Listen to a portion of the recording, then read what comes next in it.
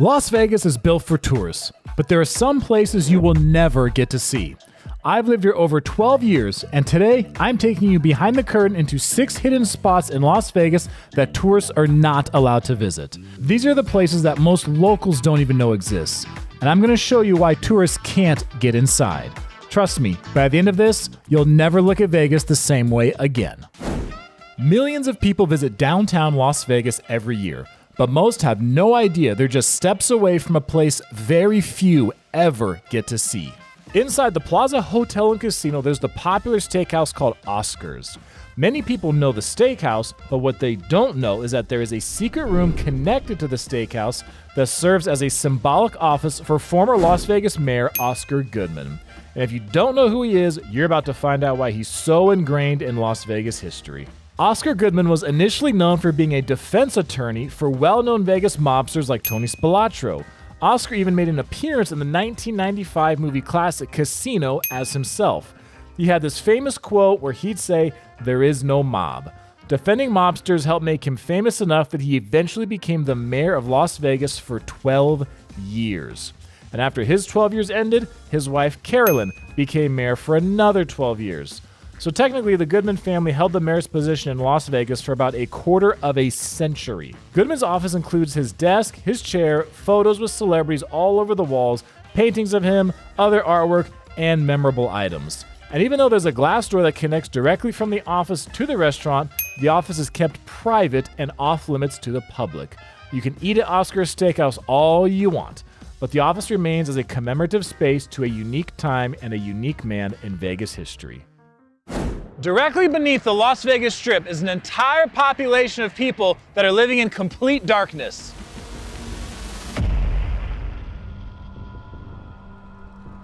Alright, so it looks like no one's around. Saw a dog run through a moment ago, so I thought it might belong to someone, but might have been a stray dog. Everything's just kind of strewn all over the place. This is because these tunnels are actually built for when we get the heavy rains and the monsoons to wash the water out of the area. So when people are living down here and the water comes through, you can see the damage that it does and just basically knocks everything over and out of the way that people had set up for their living situation. Now, nonprofit groups and local government organizations, they do what they can to send people down here to notify people when there is gonna be heavy rain or when rain is coming, to try to let them know, because it only takes, I believe, an inch or so of water to come through that people's stuff can get taken away, or even people themselves. Unfortunately, there are times where people do wind up losing their lives to the rains and the floods that come through here. One thing I've been told is that one reason why some people prefer it down here versus living on the surface level is because when you're underground here in Vegas, it's actually a little cooler in the summertime, and it's a little bit warmer in the wintertime when you're down underneath the tunnels. I've been down here before with a nonprofit group, and when you come with them, they will bring supplies to people. They will oftentimes bring toilet paper, paper towels, usually bring cigarettes for people, feminine hygiene products, things like that. I know there's at least one organization who brings like dog food for the people that do have, dogs or pets with them. So they do what they can to offer people help, to help them get out of the situation. And if you've ever heard any of them talk, they'll tell you that sometimes they visit one time and a person will say, "Hey, please get me out of here, give me help." And they'll do what they can to help them reacclimate back into society, get a job, get housing, get stable. And there's other people who are down here for years, and they visit for years and years and years, and they never ask for the help to get out. They just wind up choosing to stay down here. So there's estimated to be about 1,500 people living underground, not just under the Strip, because these tunnels are hundreds of miles all throughout the entire Vegas Valley. This whole tunnel network exists. But one thing you want to keep in mind, there is a community aspect to it. So in these tunnels, many of them have their own mayor. They do actually form their own society and form their own hierarchy. People do look out for each other in these tunnels. So I would not ever recommend you just stroll on into one of these things on your own, because they are typically very leery of people who don't live down here that they don't know. I can hear people talking. So guys, I've been through these tunnels before. If you go far enough through here, this will take you to Caesar's Palace. You'll be right underneath Caesar's Palace. But you can also get very lost because when you go down here, these tunnels do split off, and if you don't know where the hell you're going, you will get lost. So it's like someone crafted this. A little nail sticking out here. So we're not going deep in there today. Another day I'll come back and I can show you guys deeper in there, but I'm just gonna waltz in there on my own and walk in on someone's living space. So yes, I know this is all publicly paid for, but the people who live down here absolutely do consider this to be their home. Every slot machine you've ever played in a Las Vegas casino starts its life in a building just like this. And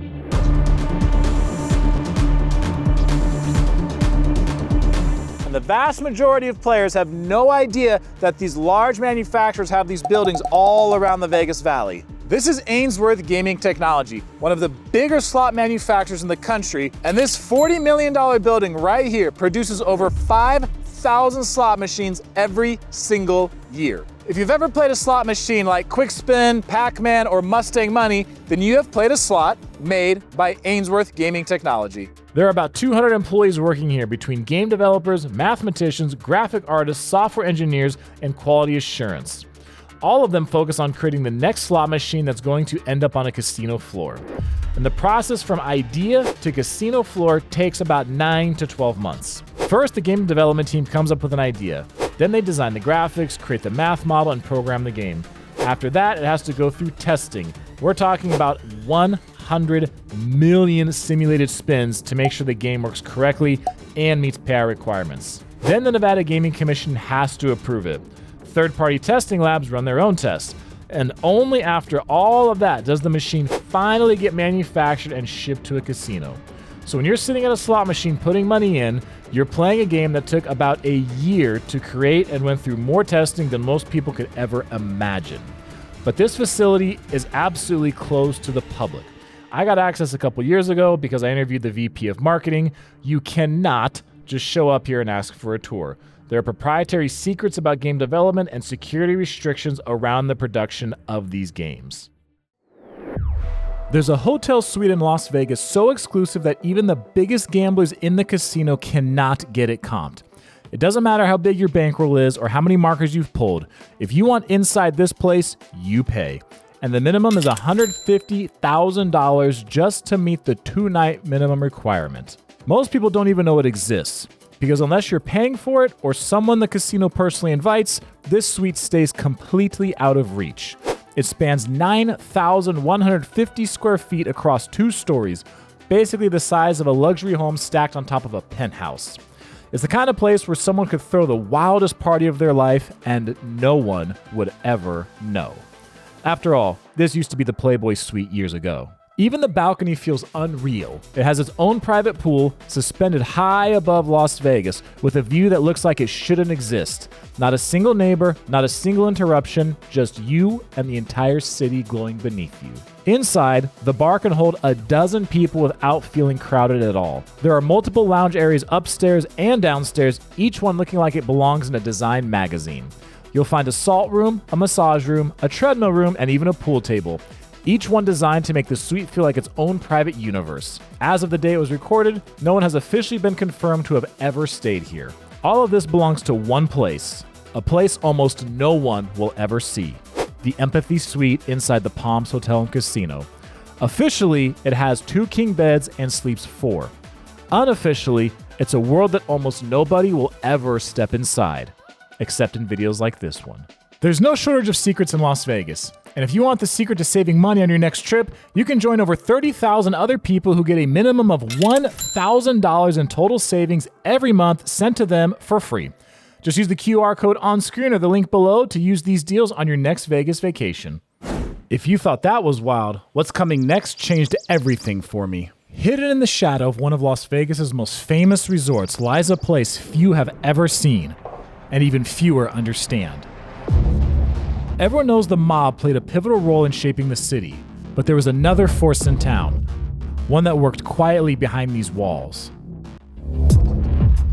Welcome to the Howard Hughes House, former property of Las Vegas billionaire Howard Hughes.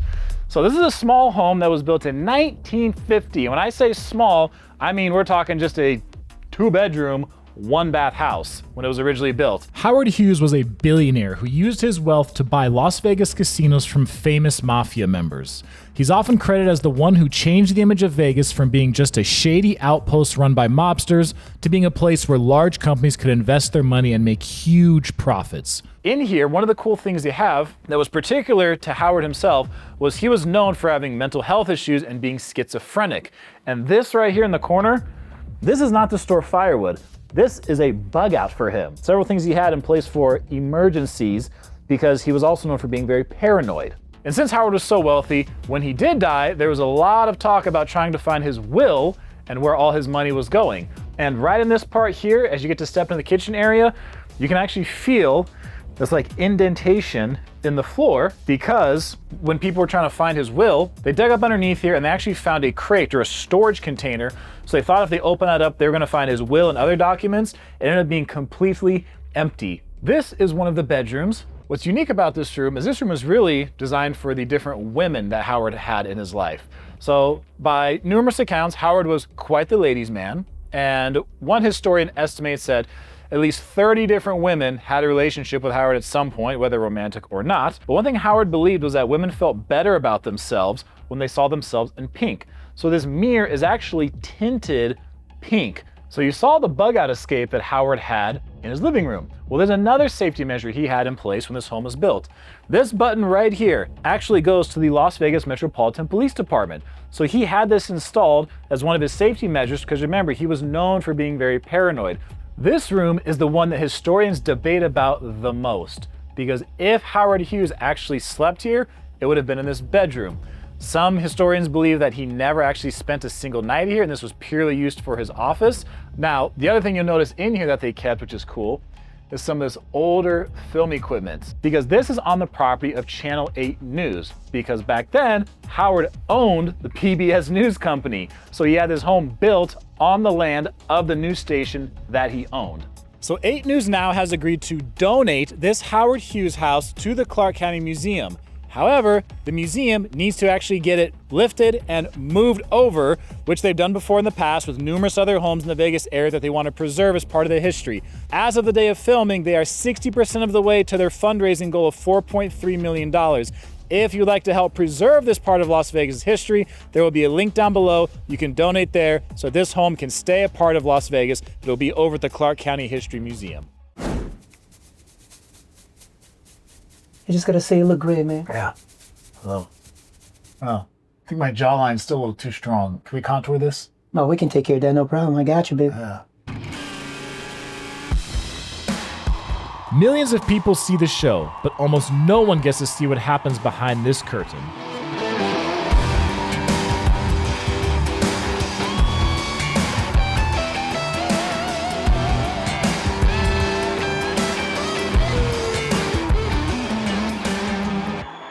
I am backstage right now getting ready to meet Michael Jackson.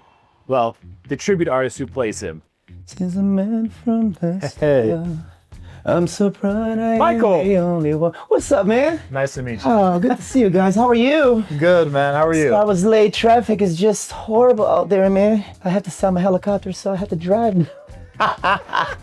Thank you for coming. Thank you for having us. I appreciate you guys coming out to the MJ Live show. This is our set that Dick had built. Up here, this is where the reveal, where I would come up here and it's black out and the spotlight goes on and everybody gets to see MJ for the very first time. No kidding, man. It's that wow factor, right? It's all eyes on you right here for sure. One of the main reasons why we don't do the meet and greet before the show, because in my opinion, it ruins the magic, right? Yeah, the mystery. Like, oh, I've spoken to him, I've seen him. But when Michael shows up here and it's the first like, wow. Yeah. And then we jump down and we get down to business, man. Guitar player, he sets up right here. We have keys over here. Small little band, but it gets the job done. You know, sometimes people have all kinds of stuff, but it gets the job done, man. And then we have 8 dancers and we do a lot of Michael Jackson songs throughout the show. This is kind of where the magic is when you see me out there changing costumes. You know, so every song has a different jacket, has the pants, props. As you can see, this is a real replica. It's terrible to wear because this is all I see. Tiny little slits and you can't breathe. I sound like Darth Vader in there. but it looks pretty cool. And I put this on during Thriller. Back here, let me show where this is where the dancers usually get ready.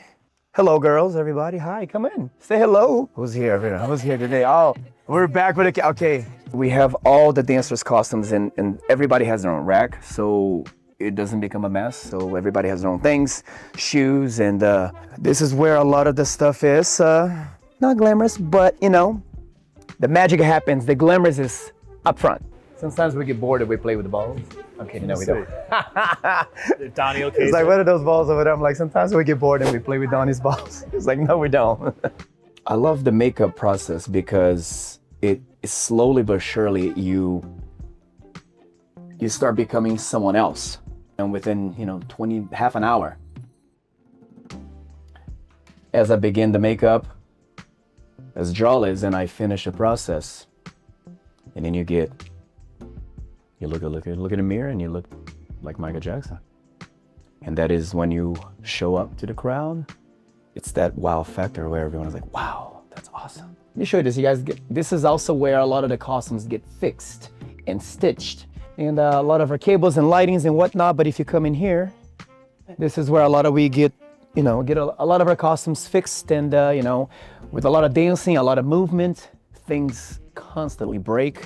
Needs to be replaced, you know, sequins and sparkly stuff, and you know, this is Prince's costume, purple.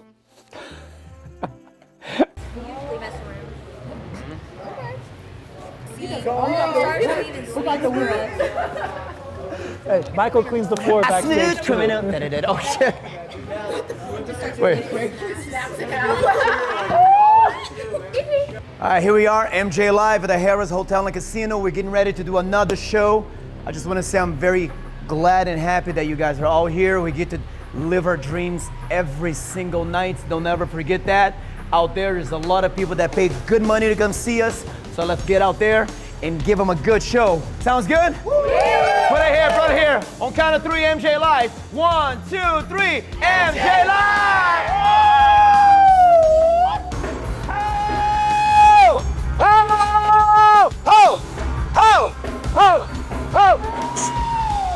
There you go. If you want to save money before you even visit Las Vegas, then use the QR code on screen or the link down below to get over $1,000 in guaranteed total savings every month.